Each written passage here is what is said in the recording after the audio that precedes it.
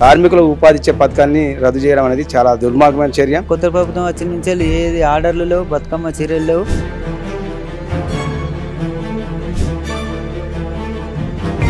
ఎన్నడూ రాలేంత సంక్షోభం ఇప్పుడు ఏర్పడింది.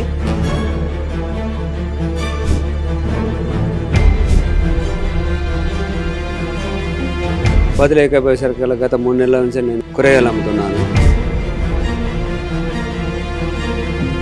యాసిడ్ తాగాను.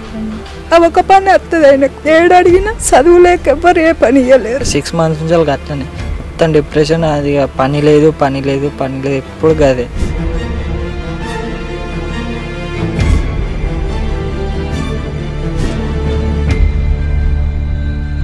వేల మంది వచ్చి సిరిసిల్ల బతికిళ్ళు ఇప్పుడు వేరే రాష్ట్రాలకు పోయి కూలి పని చేస్తుళ్ళు.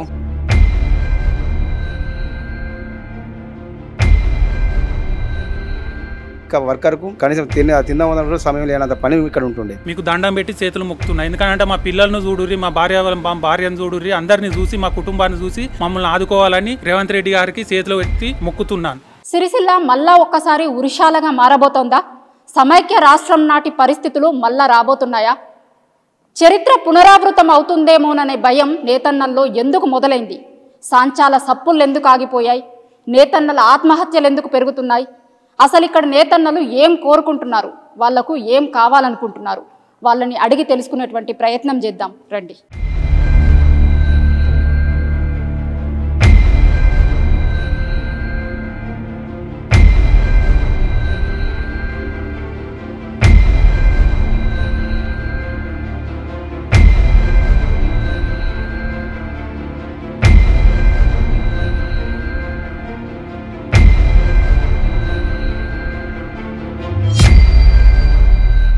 ఇప్పుడు నేను ప్రస్తుతం గణేష్ నగర్లో ఉన్న ఒక కార్ఖానా దగ్గర ఉన్న పవర్ లూమ్కి సంబంధించినటువంటిది ఇది. అయితే 6 నెలల నుంచి పని లేకపోవడంతో మొత్తం మిషనరీ అంతా బయట తెచ్చిపెట్టారు. మనం విజువల్స్లో చూడవచ్చు. ఇప్పుడు ఇదంతా మిషనరీనే, పని ఉన్నప్పుడు వీటితో వాళ్ళు పని చేసుకునేటోళ్ళు. కానీ ఇప్పుడు పని లేకపోవడంతో ఈ మిషనరీని అంతా తీసుకొని వచ్చి బయట పెట్టారు. ముఖ్యంగా ఆర్డర్లు లేకపోవడం, అంటే ప్రభుత్వం మారిన తర్వాత బతుకమ్మ చీరలకు సంబంధించినటువంటివి కావచ్చు, మిగతా ఆర్డర్లు ఏవి లేకపోవడంతో ఇక్కడ దాదాపుగా చాలా పవర్ లూమ్స్ అన్నీ కూడా, మగ్గాలన్నీ కూడా పని చేయక ఉన్నటువంటి పరిస్థితే ఉంది. మనం విజువల్స్ చూడొచ్చు. మొత్తం కూడా కార్ఖానాలన్నీ మూసేసిరు. దాదాపు చాలా కార్ఖానాలకి మేము ఉదయం నుంచి తిరుగుతూ వస్తున్నాం. పొద్దున్న నుంచి కూడా చాలా కార్ఖానాలకు తాళాలేసి ఉన్నటువంటి పరిస్థితే ఉంది. చాలా కార్ఖానాల దగ్గరికి వెళ్ళినప్పుడు అయితే ఇది కూడా ఇప్పుడు మనం చూస్తున్నటువంటిది కూడా తాళం వేసే ఉంది. కానీ మేము ఒకసారి మీకు చూపించాలి అనేటువంటి ఉద్దేశంతో తాళం దీపించడం జరిగింది. ఇక్కడ కొంతమంది కార్మికుల్ని కూడా రమ్మన్నాం. కార్మికులతో కూడా మాట్లాడేటువంటి ప్రయత్నం చేద్దాం.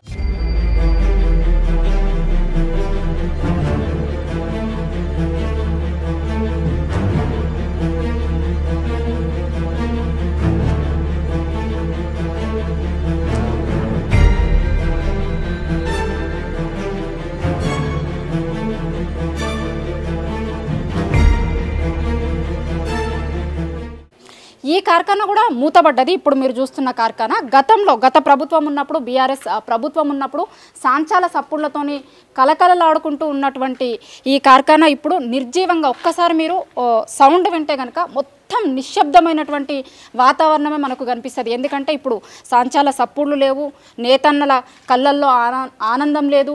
అందరూ కూడా వేరే పనులను వెతుక్కుంటున్నటువంటి పరిస్థితి. ఎందుకంటే 6 నెలల నుంచి ఉపాధి లేదు, బతుకమ్మ చీరలు లేవు. అదేవిధంగా గతంలో ప్రభుత్వం ఇచ్చినటువంటి వర్క్ ఏదైతే ఉందో అది ఇప్పుడు మొత్తం ఆగిపోయింది. ఏ వర్క్ని ఇవ్వట్లేదు. కాబట్టి మొత్తం మనం చూస్తున్నట్లయితే ఈ మగ్గాలు దాదాపు బూజు పట్టిన పరిస్థితిలో ఉన్నాయి. చాలా చోట్ల మీకు బూజు కనిపిస్తుంది. ఎందుకంటే 6 నెలల నుంచి వీటి మీద పని లేదు కాబట్టి మొత్తం బూజు పట్టినాయి. కొంతమంది అయితే స్క్రాప్ కింద కూడా అమ్మేస్తున్నామని చెప్తున్నారు కొంతమంది నేతన్నలతో మాట్లాడినప్పుడు. ఎందుకంటే పని లేదు, దాంతోపాటు నేసేందుకు ఇంకా ఏం లేదు కాబట్టి ఏం చెయ్యాలి, దానికి మెయింటెనెన్స్ కూడా చేయలేకపోతున్నాం మేము. కాబట్టి కొంత ఎక్విప్మెంట్ని మేము అమ్మేస్తున్నాం, స్క్రాప్ కింద కూడా అమ్మేస్తున్నాము అని చెప్తున్నారు. కొంతమంది నేతన్నలు ఉన్నారు, వాళ్ళతో మాట్లాడించేటువంటి ప్రయత్నం చేద్దాం. ఎందుకు ఈ పరిస్థితి వచ్చింది, వాళ్ళ పరిస్థితి ఎట్లుంది అనేటువంటిది వాళ్ళతోనే మాట్లాడించే ప్రయత్నం చేద్దాం. మీరు మీ పేరేంది, ఎప్పటి నుంచి ఈ వృత్తిలో ఉన్నారు, ఇప్పుడు ఎట్లుంది? 30-40 ఏళ్ళ నుంచి ఇదే వృత్తిలో, చిన్నప్పటి నుంచి మాకు ఇదే వృత్తి.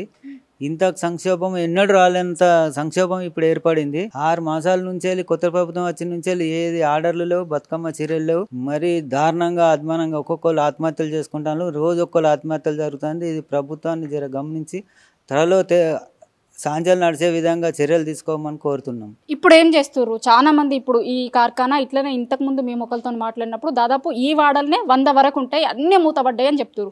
ఇప్పుడు ఏం చేస్తున్నారు మీరందరూ? మేము వాళ్ళు కూరగాయలు కోతారు, వాళ్ళు హోటల్లో పని కోతాను, వాళ్ళు పెట్రోల్ బంకులు అక్కడక్కడ పనులు చూసుకుంటాను. ఇది నడిచేటట్లేదు, వ్యవస్థ మొత్తానికి కుంటుపడే పరిస్థితి ఉంది అనే ఆలోచనతో వేరే వేరే పనులకు పోతున్నారు. గత్యంతరం రోజుల వాళ్ళు ఆత్మహత్య చేసుకుంటున్నారు అప్పుల బాధకు. ఇది పరిస్థితి. మీ పేరేంది? మీరు ఎప్పటి నుంచి చేస్తారు? ఇది పేరు శ్రీపతి మినిందర్. నేను గత 20 సంవత్సరాల నుంచి 22 సంవత్సరాల నుంచి సాంచలే చేస్తున్నాను. గీత బీఆర్ఎస్ టీఆర్ఎస్ ఉన్నప్పుడు అప్పుడు మాకు బతుకమ్మ చీరలు ఉన్నప్పుడు అప్పుడు ఉపాధి మంచిగా ఉండే, నెలకు 10-15 వేలు వచ్చిండే, అప్పుడు మంచిగా ఉండే. ఇప్పుడు గీత ప్రభుత్వం వచ్చిన నుంచి ఏమీ ఉపాధి లేదు. ఉపాధి లేకపోయేసరికి గత 3 నెలల నుంచి నేను ఏం చేస్తున్నాను అంటే కూరగాయలు అమ్ముతున్నాను. అది కూడా లేదు, రేట్లు పెరిగినాయి కూరగాయలు కూడా. అది కూడా ఉపాధి ఏదో పిల్లం ఉపాసం ఉండలేక అమ్ముకుంటున్నాము కూరగాయలు. కాబట్టి ఏదైనా ప్రభుత్వం చూపిస్తే మళ్ళీ మా ఉపాధి మేము చేసుకొని బతుకుతామని ఆశిస్తున్నాము. అంటే ఇంకా కొంతమందితో మాట్లాడించే ప్రయత్నం చేద్దాం. ఇక్కడ ఒకరు ఉన్నారు, వాళ్ళతో మాట్లాడిద్దాం. అంటే బతుకమ్మ చీరల ఆర్డర్లను ఈ ప్రభుత్వం వచ్చిన తర్వాత తీసేసింది, కానీ మాకు ముందస్తుగా చెప్పో లేదంటే ఒక 1 ఇయర్ పాటు దాన్నే కొనసాగించిన తర్వాత నెక్స్ట్ ఇయర్కి ఇవ్వము అని చెప్తే కనుక మేము వేరే పని చేసుకునేది ఎటో మారిపోయి ఉండేటోళ్ళం. కానీ ఆల్ ఆఫ్ ది సడన్ చెప్పేసరికి ఏమీ చెయ్యలేక ఏం చేయాలో పరిస్థితి అర్థం కావట్లేదు. చాలామంది చనిపోతున్నారు, వేరే వృత్తుల వైపు పోతున్నారు. కానీ మాకు తెలిసినటువంటిది ఇది ఒక్కటే కాబట్టి ఏం చేయాలో అర్థం కావట్లేదు అనేటువంటిది నేతన్నలు చెప్తున్నారు. మీరు చెప్పండి, ఎట్లా ఉంది ఇక్కడ పరిస్థితి? ఇలా సిరిసిల్ల మొత్తం మూతపడే పరిస్థితి వచ్చింది. పెద్ద ఎత్తున సంక్షోభం అనేది గత మేము 30-40 సంవత్సరాలు లేని సంక్షోభం ఇప్పుడు రావడం జరిగింది. ప్రధానంగా ఒకటి ఇక్కడ గతంలో ప్రైవేటు వైట్ క్లాత్ పాలిస్టర్ అవి నడుతూ ఉండే, అది ఒక 5-6 సంవత్సరాల సంది ప్రభుత్వ ఆర్డర్లు వస్తున్నాయి. దాంతో కొంత మార్కెట్ అంతా ఇతర ప్రాంతాలకు వెళ్ళిపోవడం జరిగింది. అదొకటైతే మళ్ళీ బతుకమ్మ చీరలు దాంతోపాటు నడిచి దాన్ని కవర్ చేస్తూ 5-6 ఏళ్ళ సంది యథావిధిగా పని నడుచుకుంటూ వచ్చింది. ఈ ప్రభుత్వం మారడం వల్ల ఇక్కడ ఈ బతుకమ్మ చీరల పథకాన్ని ప్రభుత్వం నిలిపివేయడం జరిగింది.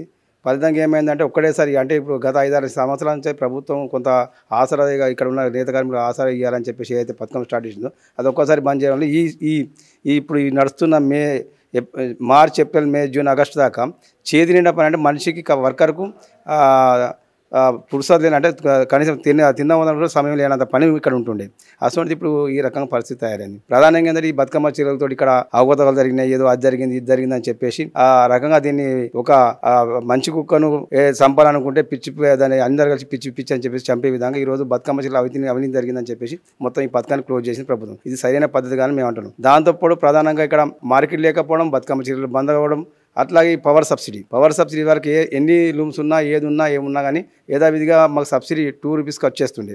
ఇప్పుడు ఏంటంటే ఒక 10 HP తర్వాత దాన్ని 3rd కేటగిరీ ఫ్యాక్టరీ కింద మార్చేయడం వల్ల దాన్ని 8.5 అంటే ఒక యూనిట్కి 8.5 అంటే ఆ బట్ట ఇప్పుడు పాలిష్ నడిపే బట్ట అమ్మితే 8.5 రాదు మాకు ఇక్కడ. అసలు 8.5 యూనిట్ వరకు ఎటువంటి ఇప్పుడు బతుకమ్మ చీరలు ఇచ్చినా ఇంకే చీరలు ఇచ్చినా ప్రభుత్వం ఎటువంటి ఇచ్చినా కరెంటు బిల్లుతో నడిచే పరిస్థితి లేదు సిరిసిల్ల. దాంతో అది మరణ శాసనం అయిపోయింది. ఇప్పుడు ప్రధానంగా ఇక్కడ కరెంటు సమస్య పరిష్కారం కావాలి. ఇదైతే బతుకమ్మ చీరలు అనేది ఇప్పుడు ఒక 7 కోట్ల మీటర్లు మా గత ప్రభుత్వం ఇస్తుండే, ఇంకా RBM ఇంకా రంజాన్ క్రిస్మస్ అవన్నీ కలిపితే టోటల్ 10-11 కోట్ల మీటర్ దాకా ఉత్పాదితం. దాంతో 7-8 నెలలు పని నడుతుండే. మిగతా టైంలో ఈ పాలిస్టర్ నడిపిస్తారు. కొంత నష్టానికైనా కష్టానికి ఇంట్లో కొంత లాభం వచ్చినా దాన్ని నష్టాన్ని భరించుకుని యథావిధిగా నడిచే పరిస్థితి ఉండే.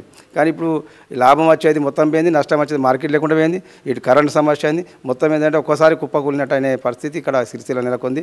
ఇప్పటికే 6 మాసాల సంది కార్మికులు పని లేకపోవడం 7 మంది కార్మికులు ఇవరికి ఆత్మహత్య, నిన్న కూడా ఒక అతనికి ఆత్మహత్య చేసుకోవడం జరిగింది. ఈ రకంగా అయితే భయంకరమైన స్థితులు కొనసాగుతున్నాయి. ఈ విషయాల మీద మనం అనేక సందర్భంలో ప్రభుత్వం దృష్టి తీసుకెళ్ళాను. ఈ పథకాలు అయితే రద్దు చేస్తుండగానే మేము ప్రభుత్వం దృష్టి ఇది కరెక్ట్ కాదు, మీరు ఈ సంవత్సరం అన్నా మీరు కొనసాగించాలా, ఏకైకి బంద్ చేస్తే మరి కార్మికులు ఉపాధి పోయే పరిస్థితుంది. కాబట్టి ఎందుకంటే మీరు మీ రాజకీయ విభేదాలు ఏమంటే మీరు రాజకీయం చూసుకోండి, కానీ ఇక్కడ కార్మికులతోటి జీవితాలు చిలగడం ఆడదాన్ని మేము ఇక్కడున్న అధికారులకు కావచ్చు, మంత్రి తుమ్మల నాగేశ్వర్ గారికి, ఇక్కడున్న పొన్నం ప్రభాకర్ గారికి, అందరి ముఖ్యమంత్రి బట్టి విక్రమార్క అందరికీ దగ్గరికి వెళ్ళి వినతి పత్రాలు ఇచ్చిన సమస్య తీవ్రత కూడా చెప్పడం జరిగింది. కానీ వాళ్ళు ఇంతకంటే గవర్నమెంట్ కంటే ఎక్కువ ఇస్తాం, ఇంకా మేము బాగా ఆదుకుంటాం అని చెప్పడం జరిగింది. కానీ ఇంతవరకు ఇలాంటిది ఇప్పుడు నా వెనక కనిపిస్తుంది ఇది అట్టపెట్టెలకు సంబంధించిన గోదాం. ఇది వీళ్ళకి పని నడిచినప్పుడు ఏముంటుందంటే దీంట్లో ఈ అట్టపెట్టెలలో మొత్తం ఫోమ్ వస్తుందట, దానికి సంబంధించిన మెటీరియల్ వచ్చే అట్టపెట్టెలు ఇవన్నీ. కానీ 6 నెలల నుంచి పని లేదు కాబట్టి ఈ గోదాం అంతా కూడా ఖాళీ కనిపిస్తుంది. ఈ గోదాంలో ఉన్న సామాన్ అంతా కూడా తీసేస్తుర్రు. ఎందుకంటే ఈ గోదాం ఖాళీ చేస్తుర్రు ఇప్పుడు. ఎందుకంటే గతంలో పని నడిచినప్పుడు ఏమవుతుండే అంటే ఈ గోదాంలన్నీ నిండి ఉండేటి, ఎప్పుడు పడితే అప్పుడు ఎప్పటికప్పుడు ఫోమ్ అంతా వస్తుంటుండేది. కాబట్టి దాన్ని నింపి పెట్టడం కోసం తీసుకున్న గోదాంని ఇప్పుడు వీళ్ళు ఖాళీ చేస్తుర్రు. మనం విజువల్స్లో చూస్తున్నట్లయితే ఇప్పుడు ఈ ట్రాలీ ఆటోలో ఈ అట్టపెట్టెలన్నీ తీసుకొని పోతురు. గతంలో పని నడిచినప్పుడు ఎట్లుంటుండే అంటే లారీలలో ఈ అట్టపెట్టెలను తీసుకొని పోయేటోళ్ళు, ఎందుకంటే అంత ఎక్కువ మెటీరియల్ వస్తుండే. ఇప్పుడు మెటీరియల్ తగ్గిపోయింది, వీళ్ళకి పని లేదు, కొత్తగా ఆర్డర్స్ ఏమి రావట్లేదు. కాబట్టి ఈ గోదాంని ఖాళీ చేసి వేరే దానికి వాడుకుందాము అని ఇప్పుడు ఈ గోదాంని ఖాళీ చేస్తారు. ఈ గోదాంకి సంబంధించినటువంటి వ్యక్తి ఉన్నారు, మనతోనే మాట్లాడిద్దాం. మీ పేరేందండి? నా పేరు మధు అండి. ఇప్పుడు ఇదంతా ఎందుకు ఖాళీ చేస్తారు మీరు? మేము ఇప్పుడు సాంచాలు ఒక 6 నెలలే నడతలేవు. అంతకుముందు బతుకమ్మ చీరలు నడిచినప్పుడు మంచిగా ఉండే పని. ఇప్పుడు 6 నెలల నుంచి పని లేదు, ఏం లేదు. చీరలు వస్తలేవు, పెట్టెలు సుతా మాకు వస్తలేవు. ఇది కిరాయి, ఈ గోదాము. ఇప్పుడు 6,000 రూపాయలు నేను కిరాయి కట్టాలి, గోదాం కిరాయి. అందు గురించనే నేను ఇదంతా కాల్ చేస్తున్నాయి. ఇక వేరే ఏదైనా పని చూసుకుందామని అనుకుంటున్నాను అన్నట్టు. ఈ పని నడతలేదు ఇప్పుడు 6 నెలల నుంచి సాంచాలు నడతలేవు, వట్టలు వస్తలేవు, మాకు పని సుతా వస్తలేదు. అంతకుముందు ఒక లేబర్ ఉండే, నాకు 2 ఉండే లేబర్లు. ఆ 2 లేబర్ సుతా బంద్ చేసిర్రు. ఇక నేను ఒక్కరిని పోయినా సుతా నా ఒక్కరిని సుతా పని వెళ్తలేదు, దొరుకుతలేదు. ఇప్పుడు 6 నెలల నుంచి ఇప్పుడు 6,000 రూపాయలు గోదాం కిరాయి మీద పడుతుంది మొత్తం. ఈ పని నడవకనే ఇప్పుడు ఇదంతా కాల్ చేసి మొత్తం ఈ చిన్న ఆటో మాట్లాడి ఇంట్లో పంపిస్తున్నాను. 6 నెలల నుంచి పని లేదు, ఏం లేదు. ఇప్పుడు కాంగ్రెస్ గవర్నమెంట్ వచ్చిన కాంచెల్లి మొత్తానికే పని లేదు. మరి ఏం చేస్తారు ఇప్పుడు మీరు చాలా ఏండ్ల నుంచి ఇదే పని చేస్తుండొచ్చు. నాకు తెలిసి ఇక్కడ ఉన్న చాలా మంది కూడా నేత మీద ఆధారపడిన వాళ్ళు ఉంటారు, నేతలతో పాటు మిగతా వాళ్ళు కూడా ఆధారపడిన వాళ్ళు ఉంటారు. దాని మీద కార్మికులు బతుకుతారు, ఆసామి బతుకుతాడు, యజమాని బతుకుతాడు, మీలాంటి అట్టపెట్టెల గోదాంలకు సంబంధించిన వాళ్ళు బతుకుతారు.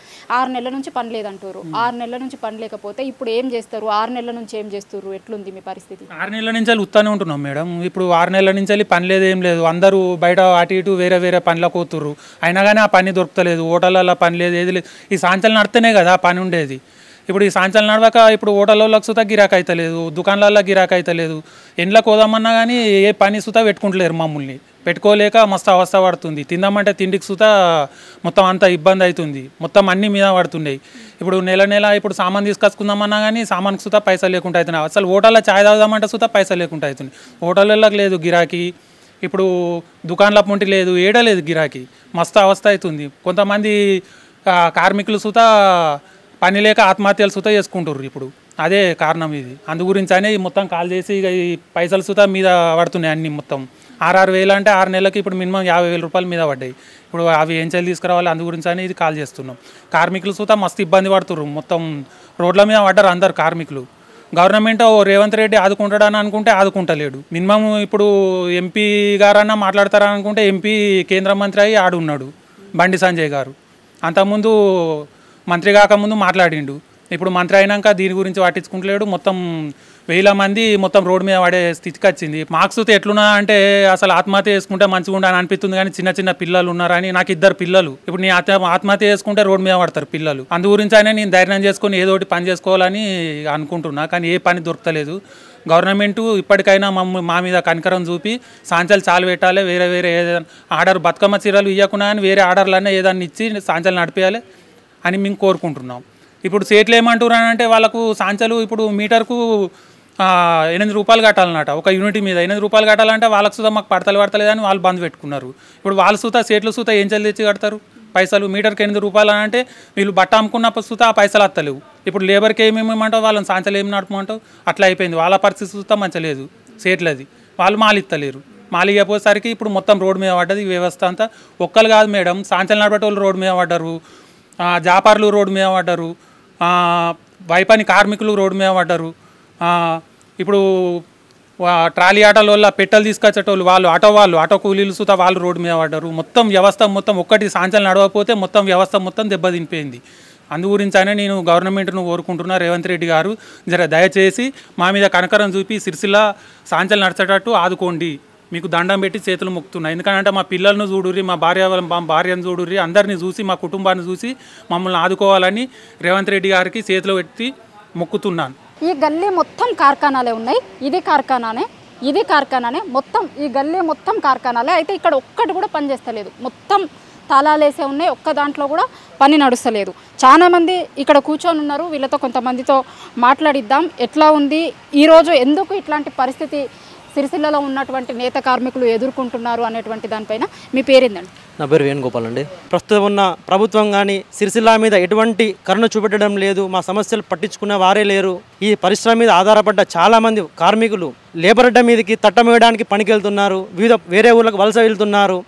ఈ పరిస్థితి ఇలానే కొనసాగితే ఒకప్పుడు కార్మికుల ఆత్మహత్యలు జరిగినాయి, భవిష్యత్తులో యజమానుల ఆత్మహత్యలు జరిగే అవకాశాలు కూడా పుష్కలంగా కనబడుతున్నాయి. ఇప్పటికైనా ప్రభుత్వం కానీ కేంద్ర మంత్రి గారు కానీ స్పందించి మా సమస్యలు పరిష్కరించాలని మేము ప్రతి ఒక్కరి తరపున, కార్మికుల తరపున, యజమానుల తరపున, ఆసాముల తరపున పేరున ప్రభుత్వాన్ని కోరుతున్నాం. మేము ఇక్కడ ప్రధానంగా ఈ ఏరియాలో మినిమం ఒక 100 మంది పనిచేసేవారు. ఈ 100 మంది ఇప్పుడు భివండి, సూరత్, సోలాపూర్ లాంటి ప్రాంతాలకు వలస ఉన్న ఇండ్లను కట్టుకున్న భార్యా పిల్లలను వదిలిపెట్టి వేరే ప్రాంతాలకు పనికెళ్లారు. కొంతమంది భవన కార్మికులుగా మారారు. కొంతమంది రోడ్డు మీద చాయ్ పత్తలు కానీ కూరగాయలు కానీ అమ్ముకుంటున్నారు. ఇలా పరిస్థితి కొనసాగితే చాలా ఇబ్బందిగా ఉంటుంది. దయచేసి ప్రభుత్వం తక్షణమే స్పందించి మాకు ఏదైనా పరిష్కారం చూపెట్టగలరని కోరుకుంటున్నాం.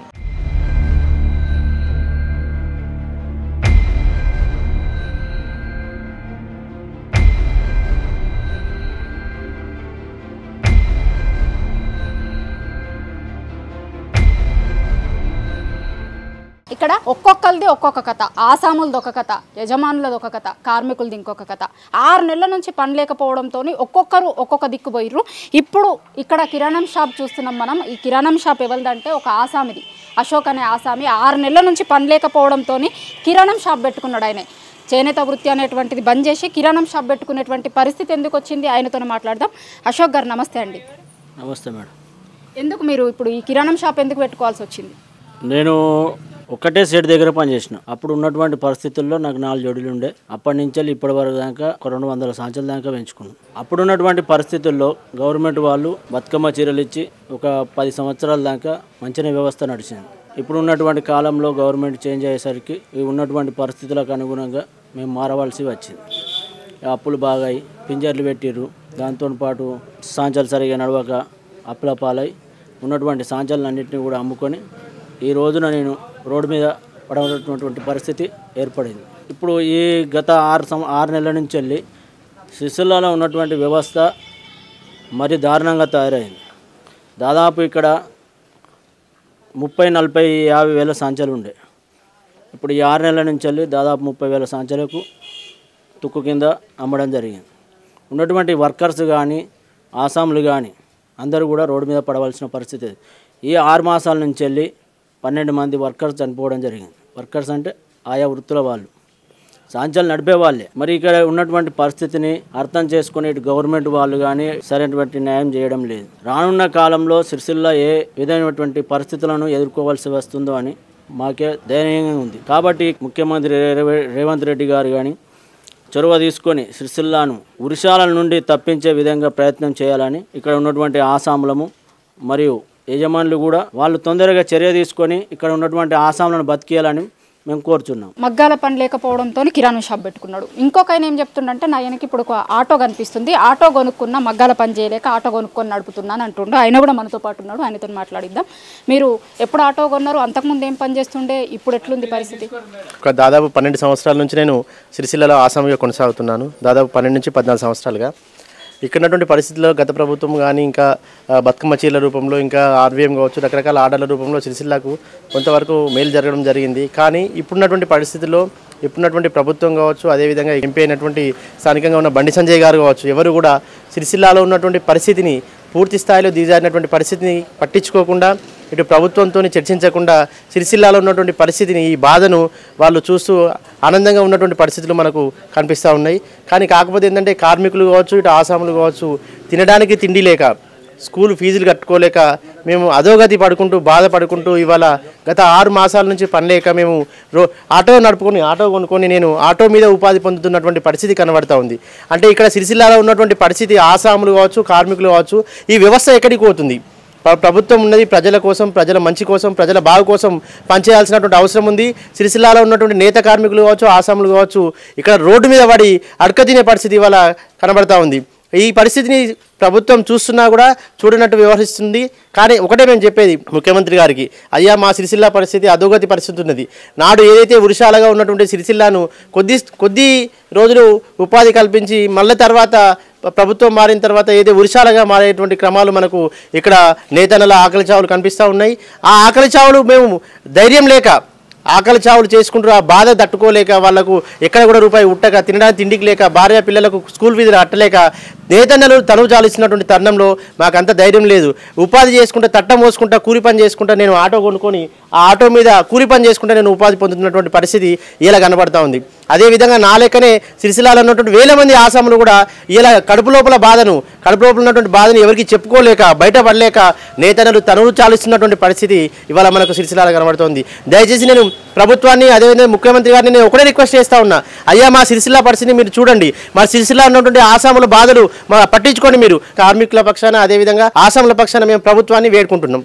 ప్రభుత్వం నుంచి ఆర్డర్ లేకపోవడంతో కొంతమంది వేరే వృత్తులకు వేరు, ఎందుకంటే చాలా ఏండ్ల నుంచి అదే పని చేసుకుంటుంటున్నారు కాబట్టి వాళ్ళకి వేరే పని ఏ పని చేయాలనో కూడా తెలియదు. చాలా మంది వేరే దిక్కు వేరు చేసుకునేటువంటి వాళ్ళు వేరే కిరాణం షాపులు పెట్టుకున్నాడో ఆటోలు నడుపుకున్నాడో లేకపోతే కొంతమంది పక్కూరికి పోయి కూరగాయలు అమ్ముకుంటున్నాము అని కూడా చెప్తున్నారు.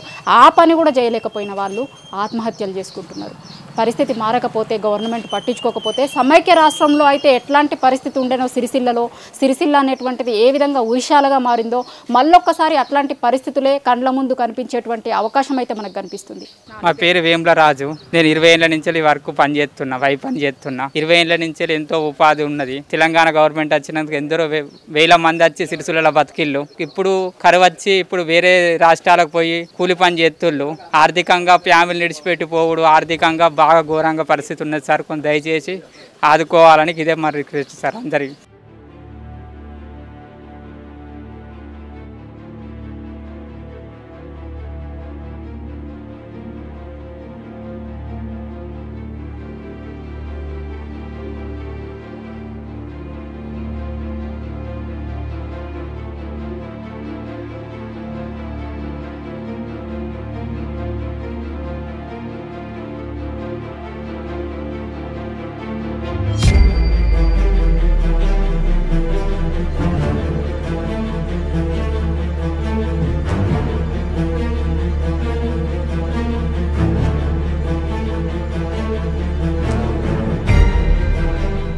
మా ఆయన చనిపోయింది, యాసిడ్ తాగి చనిపోయింది.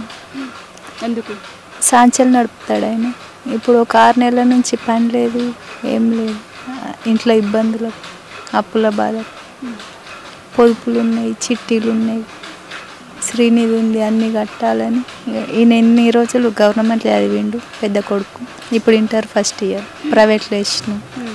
ఆయన బుక్కులు అడిగిండు, అందరు పుస్తకాలు కొనుక్కున్నాడు డాడీ అంటే అదేంటి కొనిచ్చడానికి సైకిల్ కొందామన్నా పుస్తకాలు కొనాలన్నా వీటికి కూడా డబ్బులు లేక ఒక వారం నుంచి బాగా ఆయన ఆలోచించుకొని ఇట్లా చేసిండు.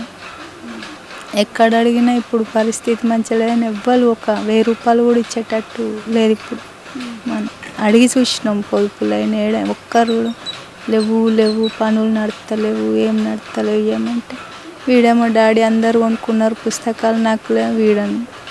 ఇక అట్లా ఇంత ఘోరంగా అవుతుందని ఒక 4 రోజులైతే బాగా ఇక ఏం చెప్పినా అయినకుంటా ఆయనే గిట్లయింది ఇల్లు యుత్తే గిట్లు ఉంది, పిల్లలు వేరేసరికి గిట్లయింది. ఆ సాంచలు నడిచినప్పుడు మంచిగా ఉన్నాము, వచ్చినాయి అవి కట్టుకొని చదువు అట్లా. ఎన్నేళ్ళ నుంచి చేస్తుండే అమ్మ ఈ పని మీ ఆయన? అదే ఆయన మా పెళ్ళైన నుంచి సాంచలు నడుపుతారు. 16 ఏళ్ళు ఇప్పుడు మా పెళ్ళై 16 ఏళ్ళ నుంచి సాంచలు. ఆయనే పెళ్ళి కాకముందు భీములు నింపిండట సాంచలకు సంబంధించి. ఆయన నుంచి అయితే నడపడానికి పోతాడు, మంచిగా ఎత్తాడు పని. ఇంతకుముందు 6 నెలల కంటే ముందు కొంచెం మంచిగానే ఉండనా? ఇప్పుడు 6 నెలల నుంచి ఇట్లాంటి పరిస్థితి అయిందా? అంతకుముందు చీరలు ఉన్నప్పుడు ఇక్కడ చీరలు నడిచాయి, మంచిగా పగారం మంచిగా వచ్చింది. వారంకి 5,000 6,000 వస్తే మంచిగా ఇంట్లోకి పిల్లలను చదువుకొని ఆ బుక్కులు అడిగి ఏవైనా ఇప్పుడు బుక్స్లు అడిగి ఎవ్వి కొని ఇట్లా ఏదన్నా అడిగితే కొనకుండా అయిపోయింది పరిస్థితి. 6 నెలల నుంచి పని లేక అట్లా. ఇక ఆయనే బాగా బాధపడి ఇక ఏమనుకున్నాడో ఇక ఎన్ని రోజులు నాకు ఇట్లనే అని ఇంత అడిగొచ్చిండు, బార్లు అడిగిండు, హోటళ్ళు అడిగిండు, పెట్రోల్ బంకులు అడిగిండు. ఆయనకు చదువు రాలేదు.